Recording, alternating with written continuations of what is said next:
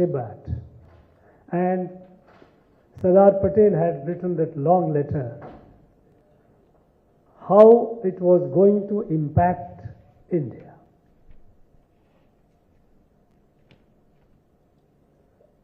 It was indeed very, very prophetic, but that was ignored. We remained very starry-eyed. We were not clear about what exactly we should do. And through this confusion and this ambiguity, while we kept singing or shouting slogan of Hindi Chini Bhai Bhai and thinking that there would be bonhomie, without realizing what Chinese think of us, what are their intentions. We kept offering the cheek on which they slapped, we kept offering the next cheek. Okay, you slap more. Thinking that that would perhaps please China, and China would start behaving the way that perhaps that would be conducive to our interest. But that didn't happen, and it was not intended to happen. They were very cold, very calculative. They kept grabbing their territories. The first we know in how it Aksai Chin, almost about 30,000 square kilometer. A couple of years later, around about the time when we had the war, border war, they also took away about 5,500 square kilometer in POK, Saksham Valley. They kept niggling here and there, here and there. And we kept looking the other way. We remained very, very defensive.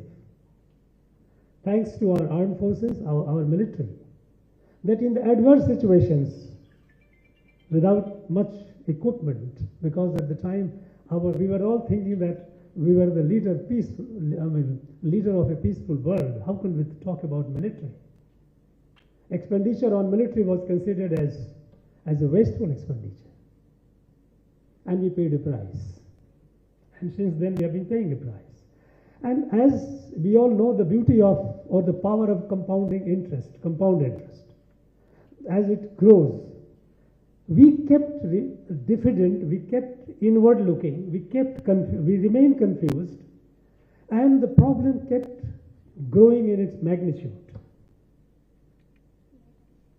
At the time when we became independent and China too, People's Republic of China was something comparable to us. It was not anything better. And it remained so for quite some time. But they kept us occupied, not only with them, they also kept building another problem, Pakistan. They helped them becoming a nuclear power. And they kept blackmailing us. All through it continued, through and through. From the border, they came to the backyard. And we see them increasingly all around. Our neighbors, all of the neighbors. Indian Ocean. While on one hand, our trade and commerce kept increasing, manifold, though with huge balance of trade issue. On the other hand, our armed forces remained eyeball to eyeball. Situation changed 10 years later with the new government coming in Delhi. They again tried the same thing, but we have been resisting because for the first time we started looking at China with a clear eyes. Clear eye means what is our interest, how do we protect our interest, our national interest. And for that we need to prepare ourselves.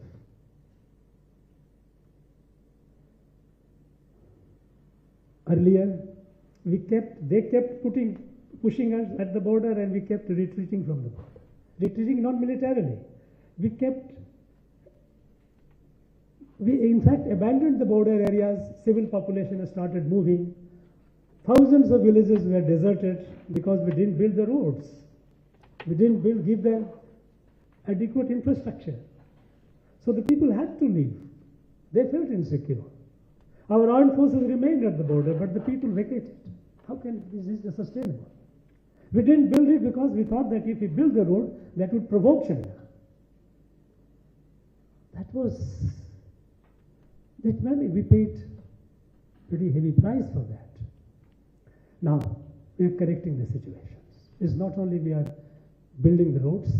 We know all the tunnels, Atal Tunnel which happened in Rohtang, now the Shelab Pass Tunnel is built.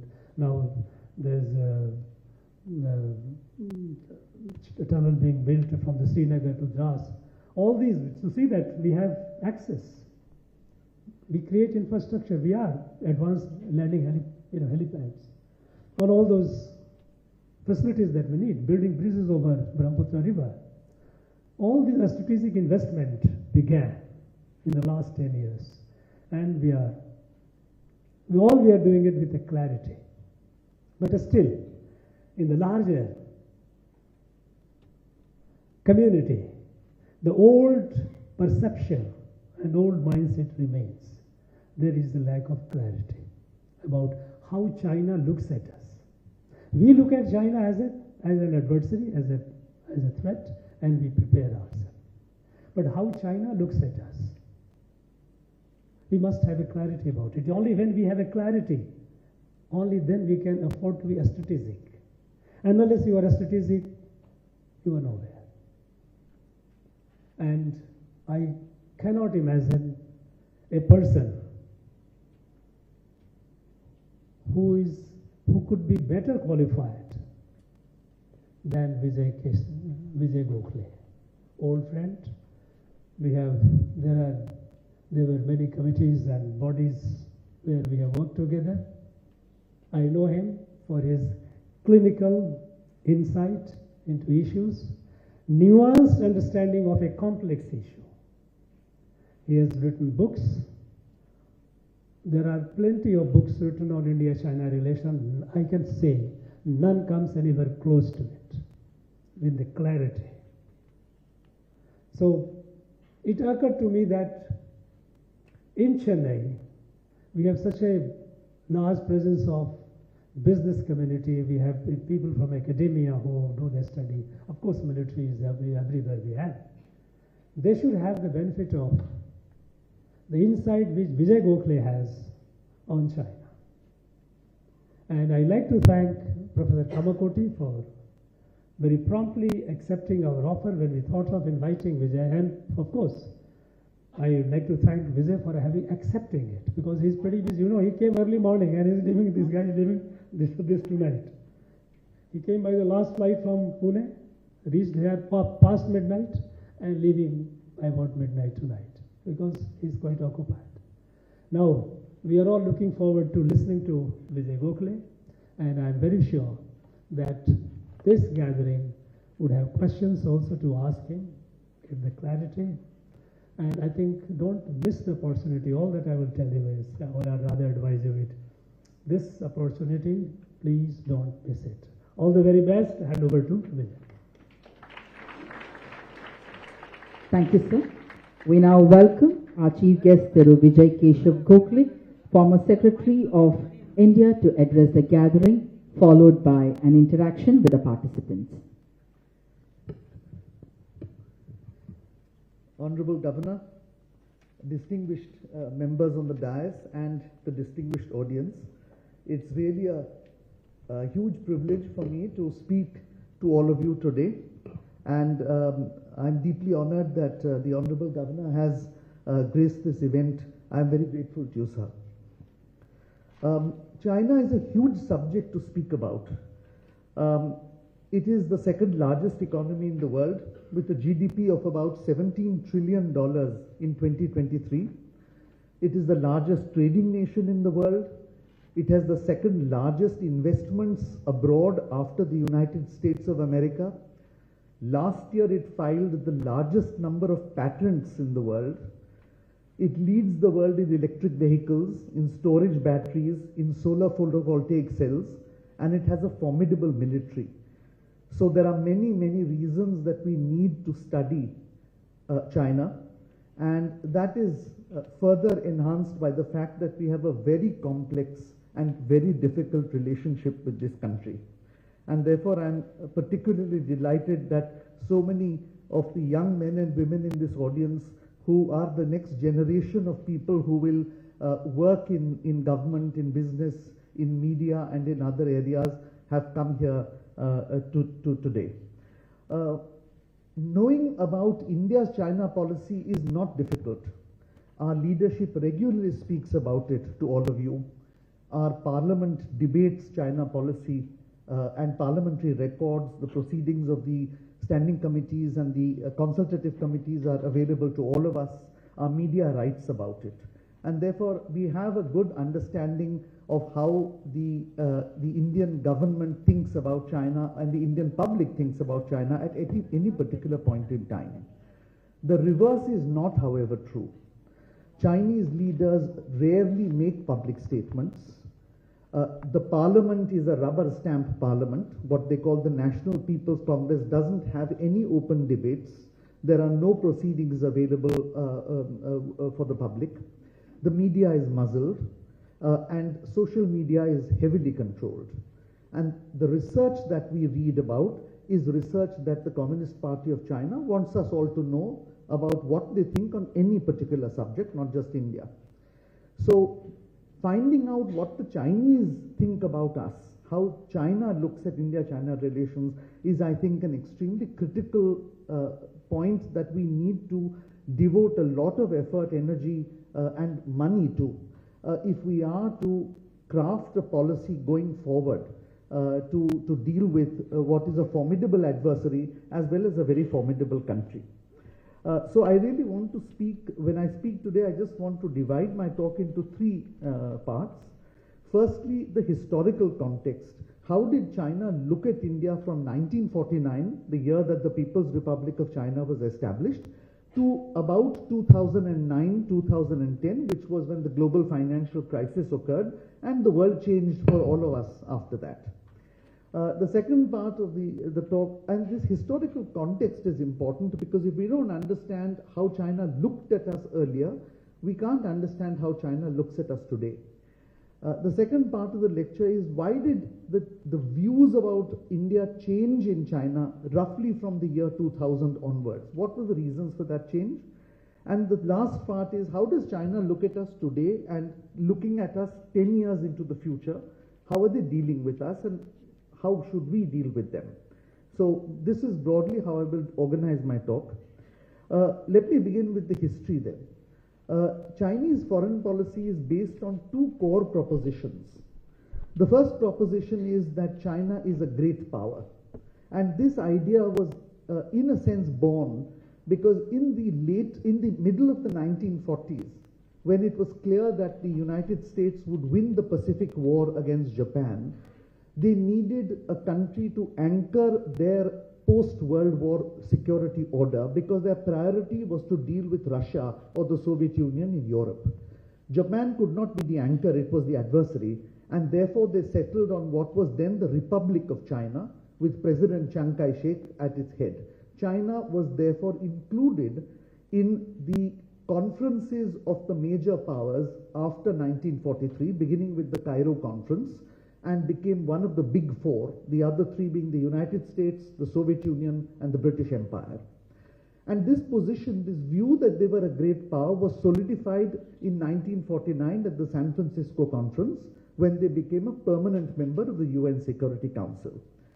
So China began to think of itself and remains today, thinks of itself today as a great power with only two equals, the United States of America and the Soviet Union, or what is now the diminished Russian Federation. And it does not consider any other country, howsoever big you might be, however populous you might be, however financially or economically well off you might be, to be an equal. And therefore it plays balance of power politics in the triangle of the United States, China, and Russia. And there is no fourth country which gets into that balance of power. The second proposition is that in Asia, they considered themselves to be the victor of the Second World War. It was another matter that India actually contributed more soldiers and more Indian lives were lost fighting both in Europe and in Asia for the Second World War. But we were not independent. We were fighting on behalf of the British Empire. And therefore, China felt that they were the victors of the Second World War, and therefore entitled to shape the post-Asian order without any other equal power sharing that responsibility. And therefore, these two propositions became and remain the fundamental bedrock of Chinese policy. China is a great power with no equal, and in Asia, China is the hegemonic power which is entitled to respect and obedience from others. Now, essentially, in so far as the global situation was concerned, China swung between the United States and the Soviet Union right from 1949 until the Soviet Union collapsed in 1989. And as far as Asia was concerned, it decided that it would take the lead in shaping the order, and whenever anyone stood up to them, the United States and Korea, India, Vietnam, they engaged in some sort of military action in order to emphasize that they were the dominant power in our region. And so, if I were to characterize Chinese foreign policy right from the beginning, at the global level, they swung like a pendulum between the United States and the Soviet Union, and at the regional level, they behaved like a hegemon.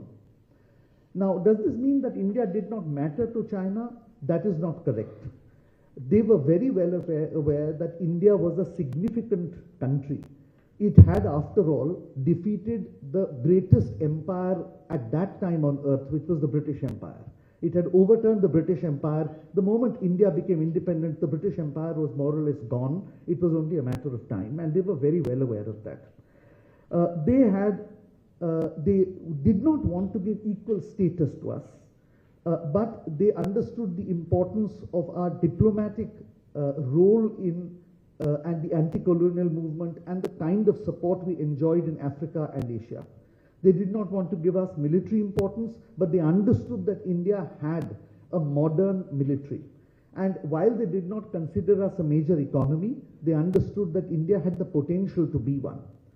And therefore, while they were not willing to give us equal status, they considered us an adjunct power. What does adjunct power mean? It means a country which by itself is not a threat to China, but when that country attaches itself to one of the two major other countries, the United States of America or the Soviet Union, and now the Russian Federation, it automatically becomes a threat to China. And looked at in this way, China's foreign policy from 1949 to 2009 or 10 was consistent because it had twin objectives vis-à-vis India. The first was to reject equal status to India. And wherever India attempted to do so, including, for instance, in 1998 when we had our nuclear tests, Chinese reaction and response was very severe and very shrill.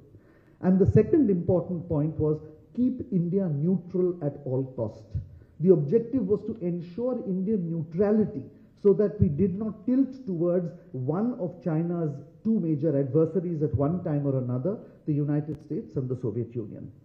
And this was done both through diplomacy and through coercion. So when it suited them, you had Hindi Chini Bhai Bhai, or when the Cold War ended, they talked of the new international economic and political order in which India and China jointly would define what the post-Cold War scenario would look like.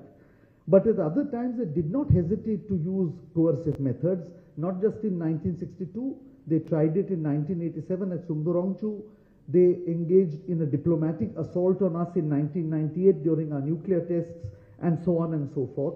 And the objective always was to keep us neutral, to tell us that if we tilted in favor of one or another of China's adversaries, there would be a price to pay.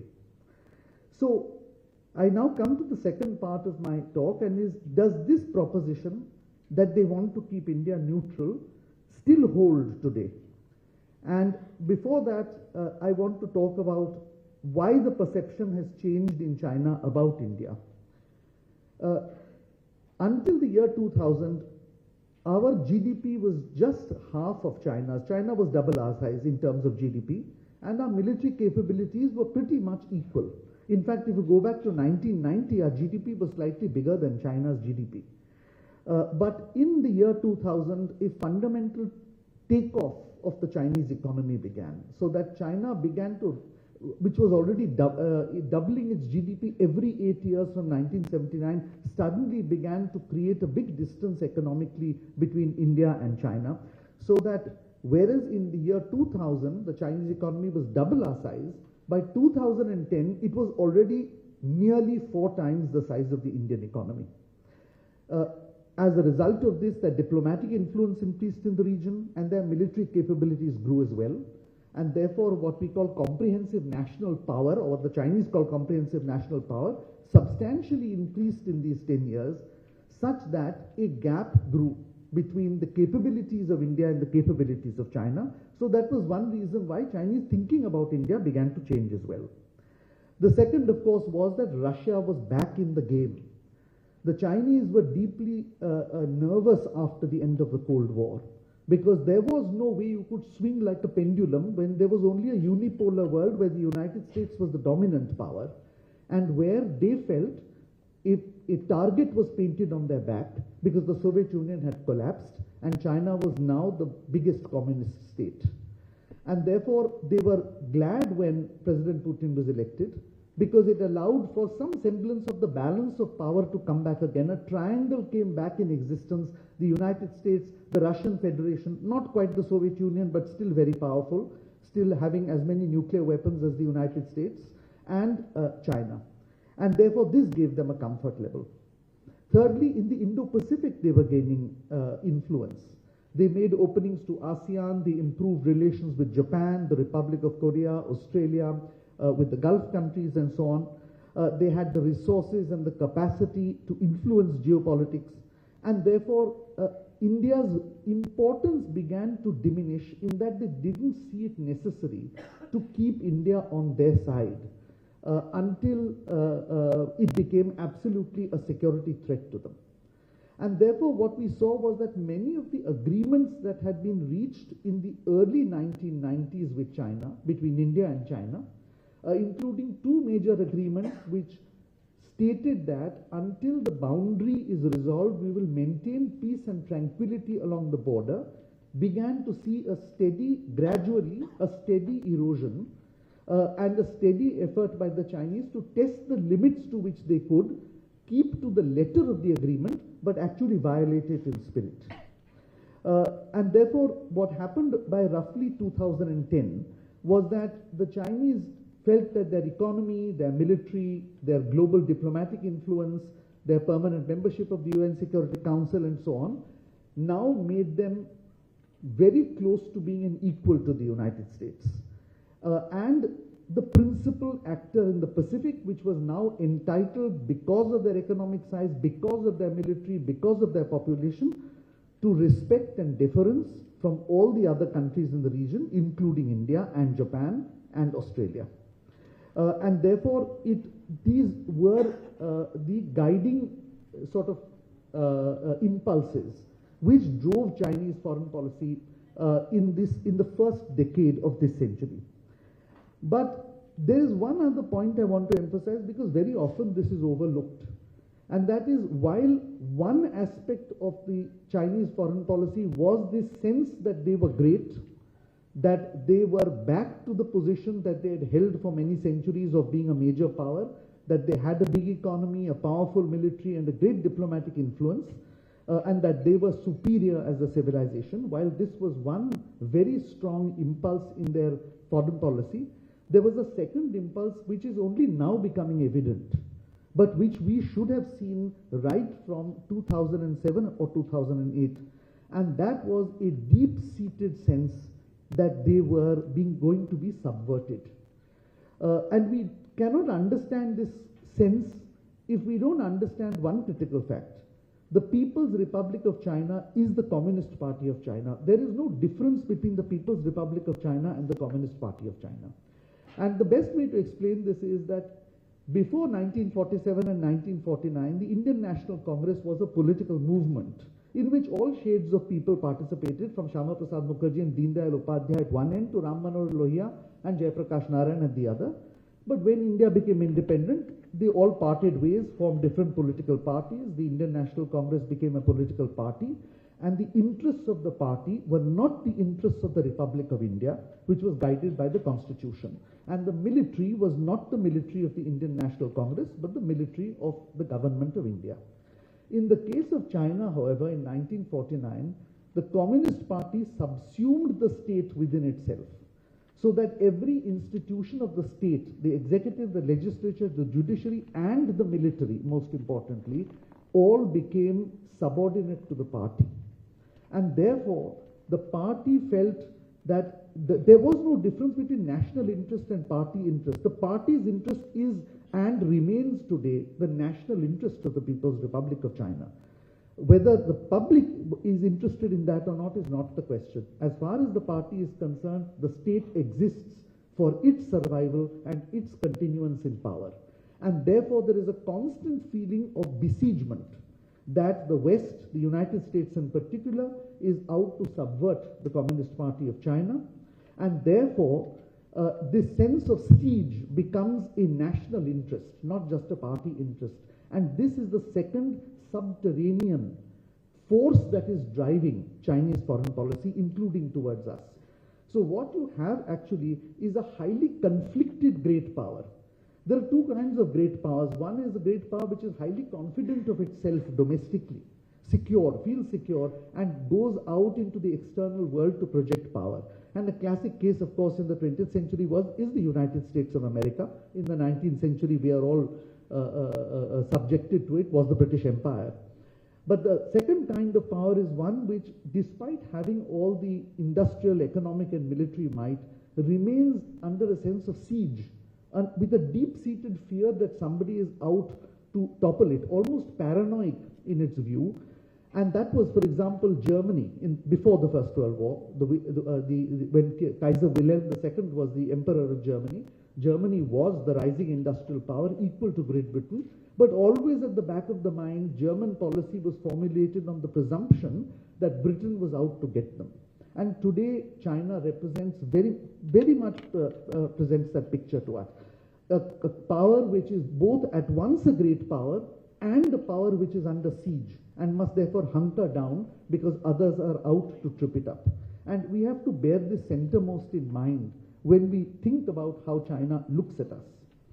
And therefore, this second factor began to grow in prominence in China's India policy, or China's perception of India, at the end of the global financial crisis, together with the first proposition, which is that China had far outstripped India. There was no way India was going to catch up with China, and that therefore they needn't show any sensitivity, or less and less sensitivity, to India's concerns. So along with that was the view that they were increasingly under siege. The West had changed its approach to China after 2010, and India was showing signs of going along that path as well. And these two came together, and what we saw from 2010 was a gradual escalation in Chinese behavior towards us. So you had a series of incidents on the line of actual control. In 2013 you had Depsang, in 2014 in Chumar, in 2017 in Doklam, and then the very tragic incident in June 2020 in Galwan. But it was not just on the line of actual control. Even on small things, the sensitivity was not being shown. When we wanted to list Masood Azhar, the terrorist who is responsible for Pathankot, for a number of attacks, a parliament attack in 2001, and so on, the Chinese blocked the listing of Masood Azhar in the 1267 Sanctions Committee for 10 years, even though he was declared a terrorist by the United States, by the European Union, and by the United Nations itself, of which China is a Security Council member. That was the kind of insensitivity that they showed. They blocked our membership of the Nuclear Suppliers Group in 2015 and 16. They did not issue visas to Indian citizens born in the state of Arunachal Pradesh, and even briefly Indian citizens born in what was then the state of Jammu and Kashmir, today the Union Territory of Jammu and Kashmir. And I can list a whole set of incidents. There was one particular case that I dealt with where 115 officers of the Indian Administrative Service were to go on a field visit to China to see the Chinese economic miracle, and they denied visa to an Indian citizen who was not even from the state of Arunachal Pradesh, but had been born there because his parents had been posted there earlier. And therefore, on the passport where it said place of birth, it was listed as Arunachal Pradesh. They denied him a visa. And I'm glad the government took the decision not to send any of the 115 to China, but that's another matter. The point I want to make is they showed less and less sensitivity to our concerns.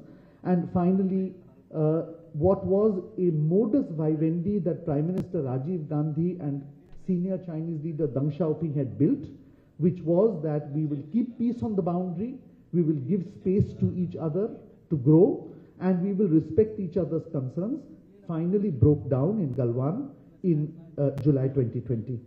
And Galwan is a watershed. We've gone through a number of incidents on the line of actual control, but Galwan is a watershed.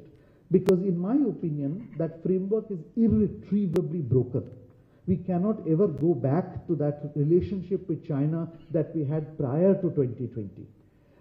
That period of peaceful coexistence where you had a lightly armed border is over. We are now in a state of armed coexistence. I don't wish to cause alarm because armed coexistence is not conflict. But it is a situation where you cannot at any point going forward allow your boundary, your line of actual control, the border areas, to be lightly patrolled and lightly armed, because you have to presume that the Chinese will do something more to destabilize that part.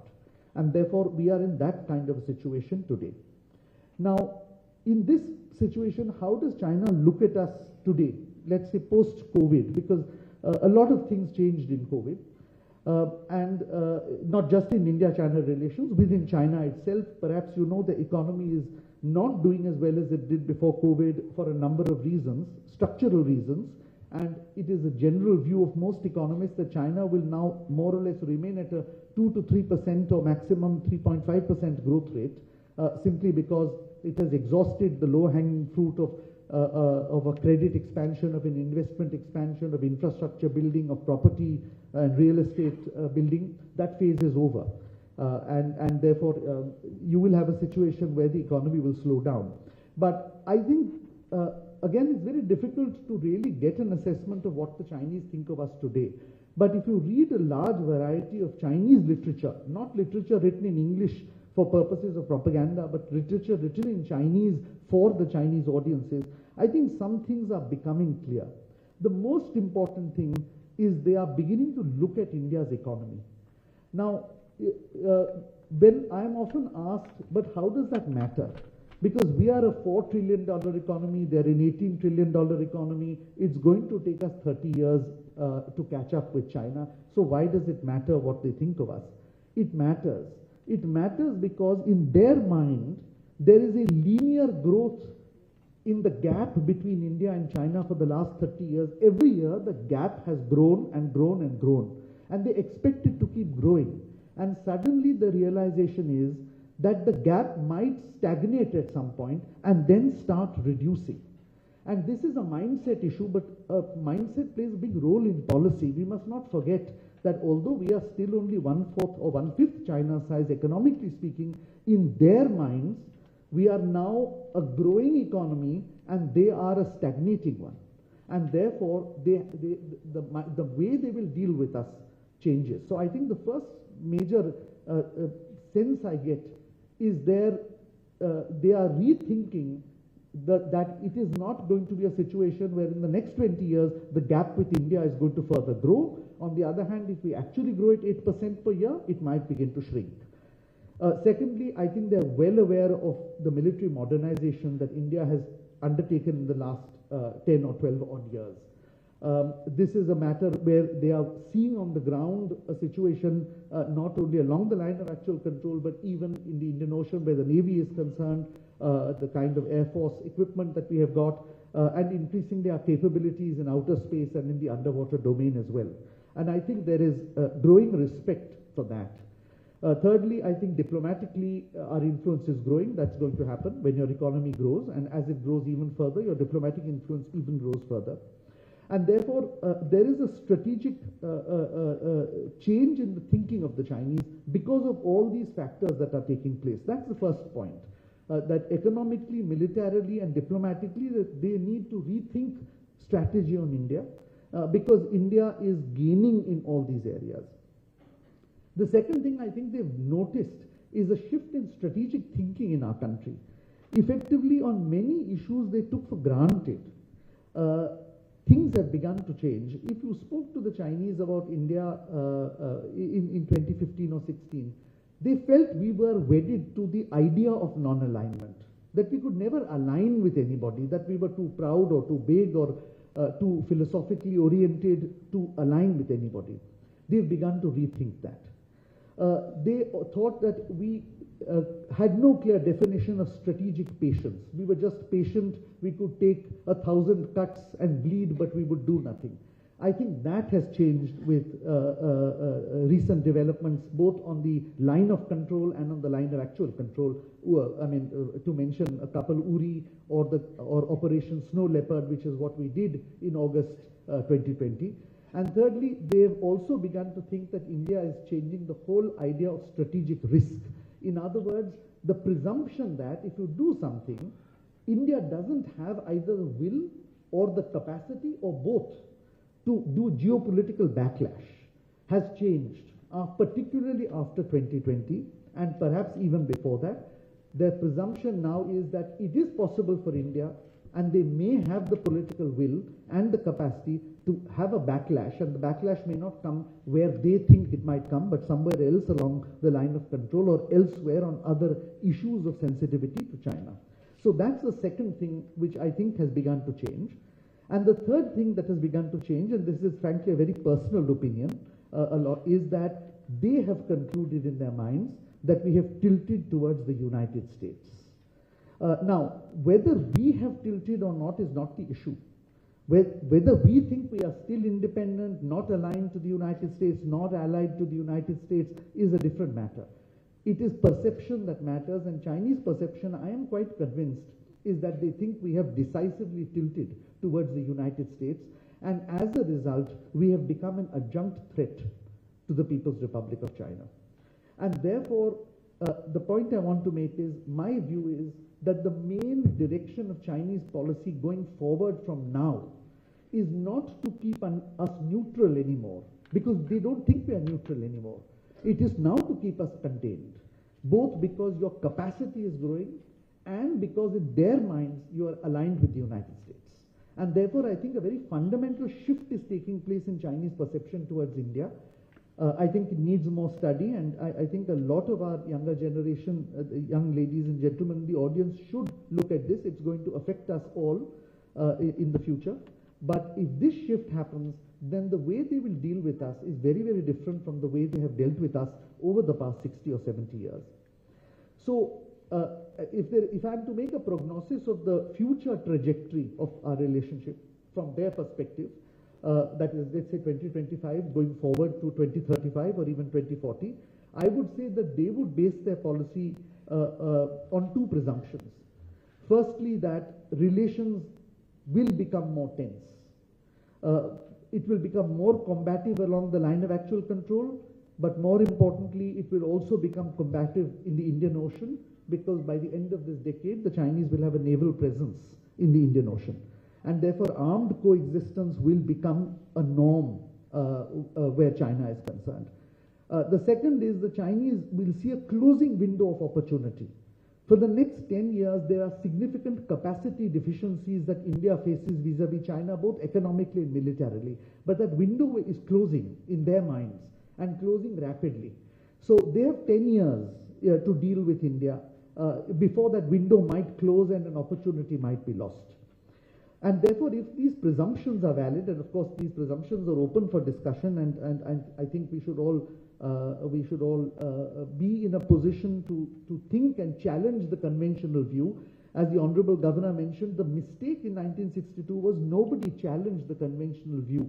It was not a military failure, it was a systemic failure, because nobody challenged the leadership which thought of China in a particular way, even though there were many people, both on the civilian and military side, who realized that it was necessary to give a contrarian view. Unfortunately, nobody gave the contrarian view, and contrarian views are important. But assuming that the presumptions that I have made are agreeable to you, which is that things will become more tense everywhere in the next 10 years, and secondly, China will see a closing window of opportunity, then I think the Chinese objectives going forward in the next 10 years will be twofold. One, to demonstrate to us, to you, that we have no option but to cohabit with the Chinese on their terms and conditions in these next 10 years. And second, to show others that India cannot be relied or depended upon to come to their aid or help or assistance or partnership as and when required. These would really be the two goals. And really, if these are the goals, then I would think there would be four basic components in the way the Chinese would act.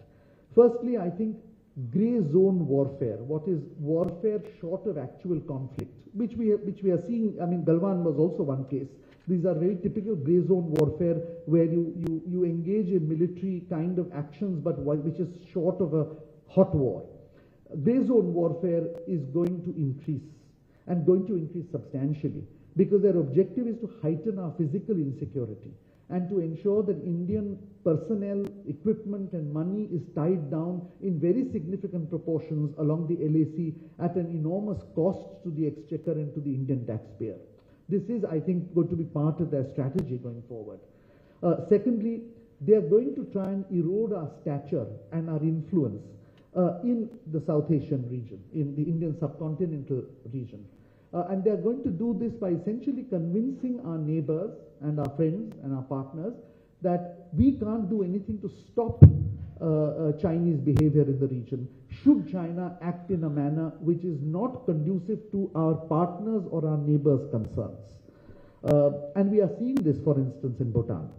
The third thing is they will want to raise doubts within the United States that India will respond adequately if the United States faces a problem with China.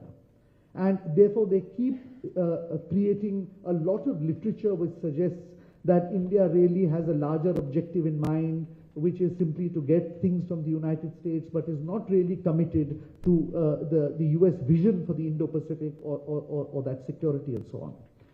And the fourth strategy, and this is important and has been heightened by the Russian-Ukrainian war, is that in our region, and by region I mean everything from Southeast Asia to the Gulf, the whole Indian Ocean region, and even in the Western Pacific, they are creating the impression in the minds of our partners and friends that India's relationship with the United States generally, and more particularly the Quad, India, Japan, Australia, United States quadrilateral, is a NATO in Asia in the making.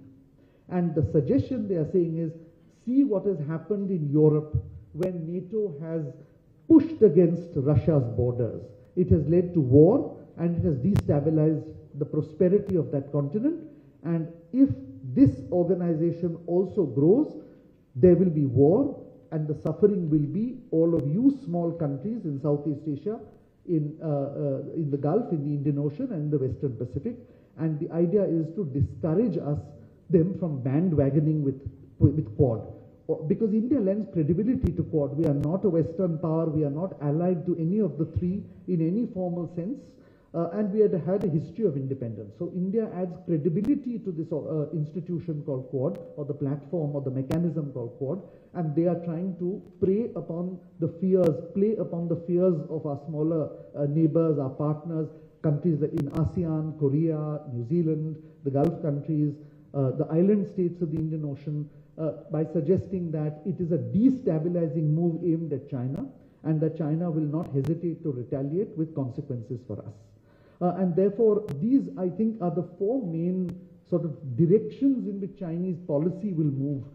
Grey zone warfare to heighten our insecurity, erosion in our regional stature and influence, raising doubts in the United States about India's capacity to assist them when it comes to their core interest, and deterring others from bandwagoning with us when it comes to building the idea of the Indo-Pacific. Incidentally, I do want to digress on this point, because the narrative that they are putting out is that the Indo-Pacific is an American plan, some kind of a containment plan of China in which we are participating. They give no agency to India at all. The fact that we are a big country, we are a long-standing civilization, we are a major economy, and therefore we need to think through our own policy, is given no consideration by the Chinese side. And I think we all of us emphasize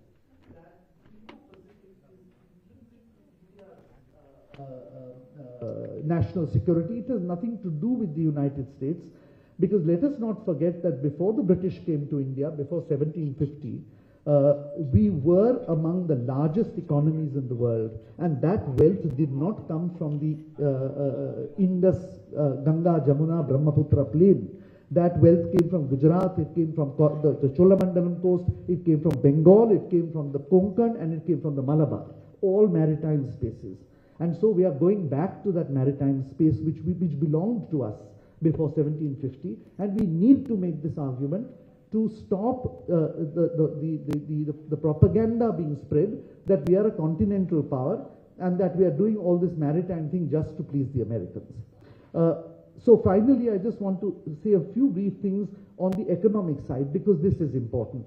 I think we are all reading in the newspapers that despite all the problems we are having with China, our imports from China are at their peak, close to over perhaps this year over $100 billion in trade, most of which is imports, because it's a highly imbalanced trade.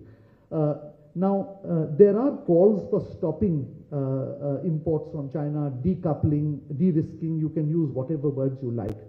But I would urge that we study this subject in more detail rather than act in a knee-jerk fashion.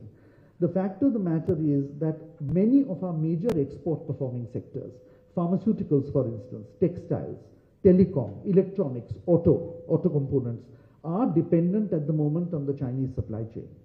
And in some cases, despite the good intentions of the government in bringing PLI schemes, such as in the pharmaceutical sector, where they're encouraging Indian companies to manufacture APIs, active pharmaceutical ingredients, which is the real stuff that goes into the pill or the liquid that we swallow.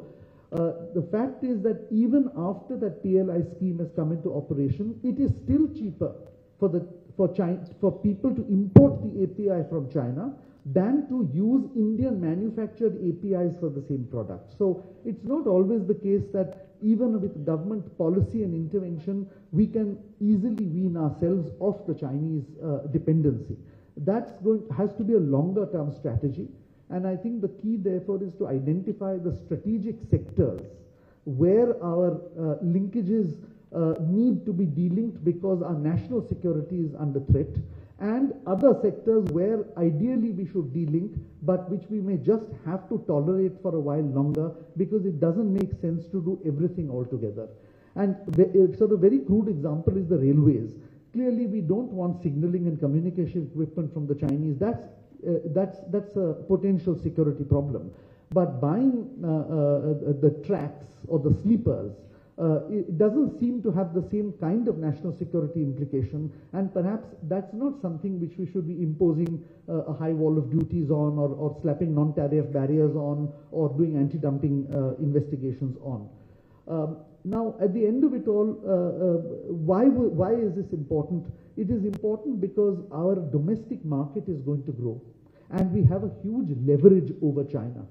It's quite clear that China will not become number one in the world, and that's their goal. They stated very openly they want to, by 2047, topple the United States from its perch as the most powerful country in the world. They can never be the most powerful country in the world if one of the largest markets are out of bounds for them. They need you because you are going to have the largest consumption or the largest or second largest consuming population by 2040. And ultimately, economy runs on consumption. It doesn't. It runs on demand, not on supply. And therefore, they cannot afford beyond a point to alienate you. And this is therefore a very powerful lever which we have at our disposal. We have not used, But we have to think through this carefully and not have a knee-jerk reaction of saying we must completely and fully delink from China. But yes, we must delink on the sensitive sectors. And therefore, I just want to end with a few things that we need to do maybe in the next 10 years. I think what we need to do is risk management, because that's what we have to do when we have relatively lesser economic and military capacity over the next 10 years until we are able to develop our economy to a certain level. That risk management is not risk management on the line of actual control. That is already being managed very well by our military. This is risk management at a broader political level. And to my opinion, that risk management is done through two means. We have to deter. Deterrence has to be built, and there is a huge ramp up that the government has done in deterrence, particularly in the last 5 years, not just, as the Honorable Governor mentioned, in terms of roads and infrastructure, but in terms of equipment, in terms of the thinking, the doctrine, and so on. But we also have to talk. Not talking to China, in a sense, is a difficult proposition, because we are two armed nuclear weapon states. It is a fact that even in the past, when you disagree, when major nuclear weapon states have disagreed, and the US and the Soviet Union are a classic case, they did not stop talking. Talking does not mean you concede. It doesn't mean concession. It simply means you reduce the risk of a mishap or misperception or an incident happening because you don't understand each other. And therefore, I think the policy has to walk on two legs: talk and deter. It's not talk or deter or talk. It has to be talk and deter. Secondly, I think we need to build up our capacities for a geopolitical backlash. That's already being done. I don't need to go into that in any great detail. Thirdly, I think we will have to at some point look at the two peace and tranquility agreements, simply because firstly they haven't worked in the circumstances, and we need to have some sort of arrangement to maintain stability in the line of actual control and the border areas. But secondly, because these are agreements of the 1990s, which didn't even account for new technologies. So there was no cyber, there were no autonomous weapons, there were no, the missile coverage was less, the number of airfields on both sides were less, there was no such thing as a drone, there were no such thing as outer space capabilities.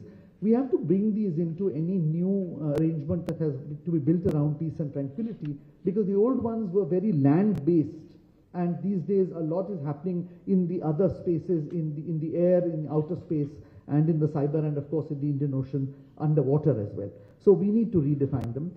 Fourthly, we need to build partnerships. And I think the partnerships that we have built, the multi-alignment policy that the government has sort of evolved, is the right way to go, because if you are not capable alone, there is no harm in having partners to deal with the situation until such point where you are capable to deal with the issue alone. And therefore, I think the focus on Quad, the focus on trilateral or plurilateral partnerships with other countries is important for us. And lastly, of course, and most importantly, we have to prepare our public opinion for a long-term competition with China. I'm really glad that so many young people have attended, and I'm also very glad that in the last 5 years our focus has shifted from our western neighbor to our northern neighbor, because the northern neighbor is the longer term challenge for us, and public opinion has to be prepared. Today, public opinion is either, the projection is either prejudicial or it is sensational. If we have a problem, incident on the LAC, our television channels just say nothing but talk about it for 2 days and then forget about it. But there's no real information given to the public on why it has happened, what we are doing, what our military is doing, what our civilians are doing, what our government is doing, how we are tackling the issue, where we have been deficient. There's no informed analysis. It's just sensational news. The other is there's prejudicial news. We either think we will never catch up with China, or we think we have already beaten the Chinese, economically speaking, I mean. And I think here too, a bit less sensational reporting or prejudicial reporting and a bit more of hard research and work will benefit our country. And so I just conclude by saying the next 15 years are really going to be a difficult period for India-China relations. Two transitions are happening in the world today. The center of gravity is moving back to the Indo-Pacific, and that's a very positive development for us. The global order is also fragmenting. That gives us a little wiggle room as well, in the sense that we are no longer confined as we were in the Cold War to a bipolar world. But until a truly multipolar world emerges, and that hasn't emerged yet, we have a formidable adversary to our north, an adversary which is also a neighbor, with which we also have an economic dependency, but with which we also have a fundamental disagreement territorially, diplomatically, in terms of our outlook with them. And we have to then, therefore, craft a policy which is able to take care of all this for the next 10 years.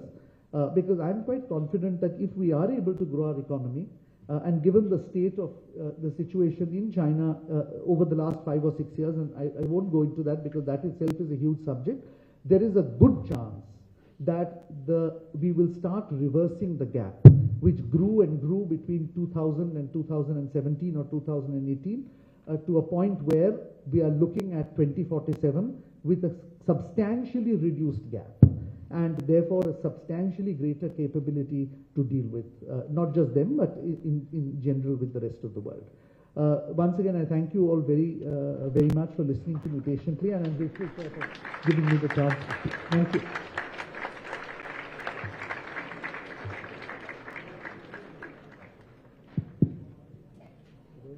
Any questions? Students?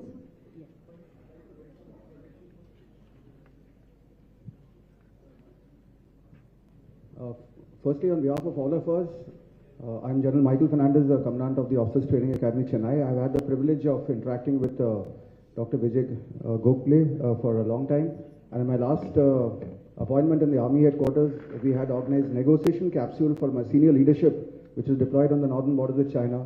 And we called the academia, we had called the military, we had called very senior people who are engaged with that. I must say one of the most preeminent speakers that I had on that forum, which we organized biennially. 4 of these editions we organized, and Mr. Vijay Gokhale was the keynote speaker on all the 4. He opened the session, and you could see with his erudite and intellect, he of course set the stage for the 4 days. I'm very grateful to him and very happy to see him once again. Now, I have a few observations, sir, based on your talk today, and I may not incite answers, but you got me thinking today. Some of the observations when I was deployed as a major in Tawang, at that point of time in 2000, 2001, we were enjoying, I wouldn't say the fruit, but the stepsister fruit, if you look at it, of the Border Peace and Tranquility Agreement of 93, the CBM of 96, and we had an unholy kind of, uneasy kind of a relationship with the Chinese, wherein we were pseudo-peace on the borders. When I say pseudo-peace, in the sense they were building whatever they were doing, and we were not constructing roads, we were not doing infrastructure, we were benign, and passively benign. I would say Galwan did not come to us as something awkward, that we had to be defeated. I would say it was a mixed opportunity, sir. That mixed opportunity was finally, we took it to the dragon. We built up, as Honorable Governor was mentioning, we used that opportunities to start showing them what we could and what we did. And that was building up our infrastructure, building up our roads and tracks, building up our vibrant villages, etc., and taking it to them. And that was a turning point in our own dealing with China, sir, as you rightly pointed out. I would like to see, sir, and maybe some more answers from you as a possible thing that you've talked about in the 10 years. So if you look at it, today we are looking at how can we, once again coexist with China in a certain manner that is more profitable. The military can do what it does, and we are doing that. But the military can only do this much. Thereafter, it is the political will that has to prevail. On that note, sir, as you're very well aware, we have strategic autonomy. So whatever the Chinese may think, sir, as you're very well aware, we have relations with the US, we have relations with Russia, we have relations with China. Apart from business, which is not going away, we are caught at the umbilical cord in a very strong manner. We have the SCO, we have the BRICS, we have so many other forums wherein we are engaged with China, sir. How can we get out of this continental mindset or continental reality today that we are stuck as a neighbors in this very awkward position and move ahead in some kind of a manner with China, sir, as we see the world moving forward, is my question to you. And as you pointed out, we are not in the business of alliances, because we saw NATO and Ukraine, some of the alliances are falling apart, Germany, etc., building up the military. Not a good idea to get into alliances. But how can we also engage more profitably with China on a position of equilibrium later and start mending fences from the political perspective, is what I wanted to ask you. Military having done and doing what it does. Thank you.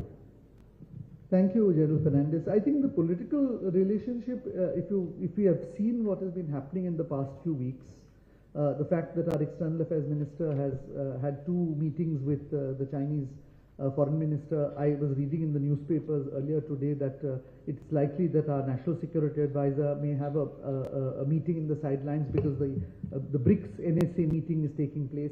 So I think there is a genuine wish on our side to engage in some kind of political contact.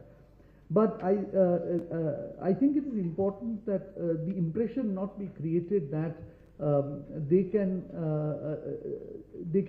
that we will engage in political contact by ignoring what are certain core positions that we have taken in the past. And I think General, you know the situation better than I do on the LAC post 2020. The sense that they can do something at will, and we must simply accept it as the new status quo and move on because we have so many other things to deal with, is something that they've got used to. And I think the objective of the government's policy, to my understanding, I've not been in government for the last 4 years, is that we need to change that mindset, a way of thinking, by saying there will be consequences if you do something. We may not be able to do anything, but there will be consequences and a certain price to pay. So I think how you nuance that situation of a price to pay and also resume a dialogue, because as I said, not having a dialogue is not desirable, is something that the government, I think, is working its way through. And I'm quite confident that will be addressed.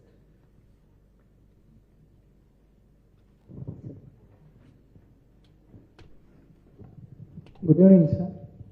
So I am Chandra Sudeshwaran from BA Political Science, Guru Nanak College. So I have a question that China borrowed the Hambantota port in Sri Lanka in 2017. Parallelly, you are the ambassador in 2017 in China. China were practicing the military alliance practices in Hambantota port. So you actually mentioned that after 15 years that India and China does not have the friendly relations. So I think that anything happens that China was influencing this military practices in Hambantota to attack the India in southern zone. I have a question to come. Yeah, no, this is a very good question, but I think we must recognize that Hambantota port was first offered to us to develop in the first decade of this century. It is we who turned down the development of Hambantota port, and eventually the Chinese came in there. I'm not suggesting thereby that China is not a problem for us. Of course, development of such strategic waterways and ports is a problem for us when it is being done by a country which has not demonstrated goodwill towards us. But we must also understand that we missed an opportunity in ourselves developing Hambantota port early on. On the larger issue, of course, of the ports, the Belt and Road Initiative, which is important because China uses that program to build not just Hambantota but other ports in our region, is something on which the government has taken a very clear stand very early on. We were the first country actually in 2017 to refuse to join the Belt and Road Initiative. That was a time when even the US and the European Union sent representatives to Beijing, and Government of India was perhaps the only major government which did not send anybody, no official, no political person, nobody.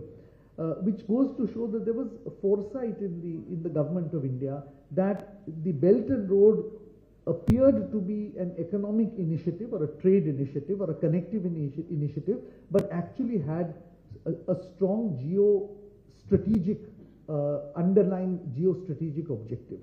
And that's subsequently been established because a number of countries which were favorably inclined or neutral towards the Belt and Road have themselves now expressed concern about where the Belt and Road is going. So as far as Hambantota port is concerned, of course it is a matter of concern that the Chinese have developed the port. There are all kinds of reports of what they intend to do with it. I'm quite sure that our government is aware of it, and they will take care of, to see that our national security is not affected. Sir, good evening. Thank you very much for giving us the for strategic direction in which China can behave in the next 15 years. My questions are related to something which is happening and related to the points what you made. One is our neighbors, especially Maldives, Pakistan and Sri Lanka, realizing that the support is not going to be there forever from China. I think the last week we read about Maldives coming back to India. This is one observation.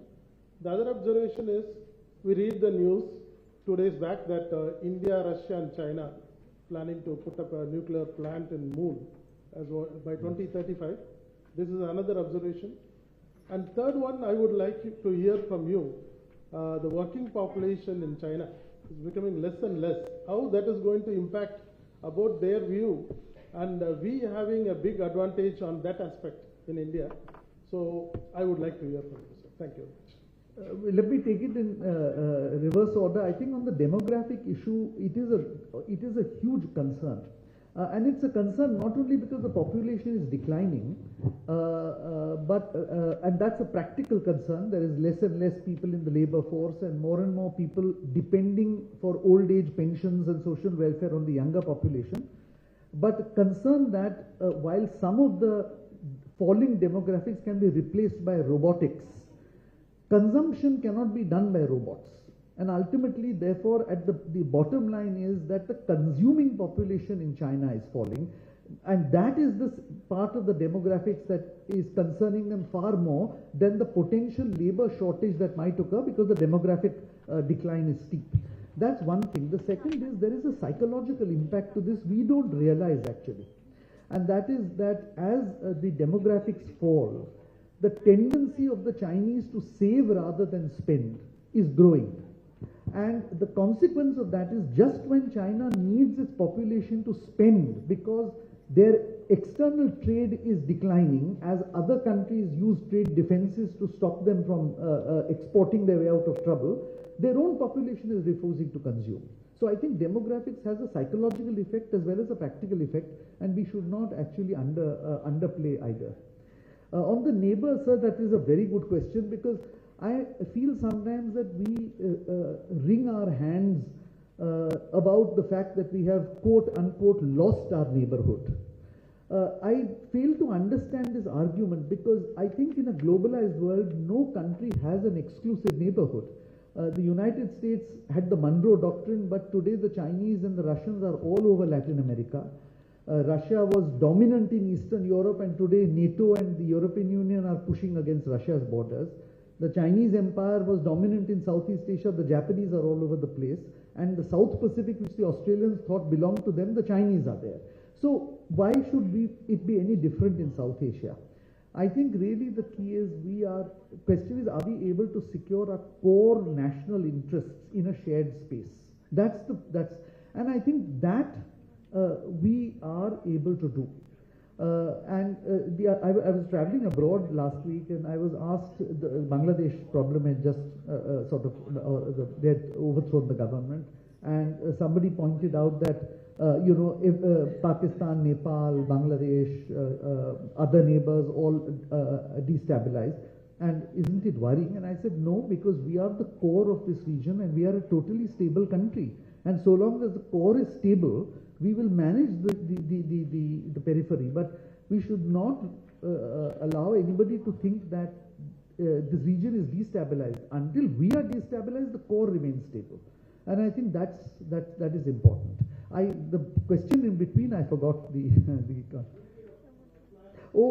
I've seen the media report. I don't know how true it is actually. Maybe Professor Kamakoti might answer that question. Thank you, His Excellency and the guest speaker. My question is, what are the factors that made China to think India as a country which tilted towards US? And if India and US has rising tensions in the future, is there a chance of changing the perception of China on India? Yeah, that's a good question. See, perception is not actually determined necessarily by facts. If you begin with the presumption that somebody is out to get you, that the United States has always disliked communism, is anti-communist, wants to topple the Chinese Communist Party. If you start any assumption with that premise, then it is easy to look on other countries who have friendly relations with the United States as also side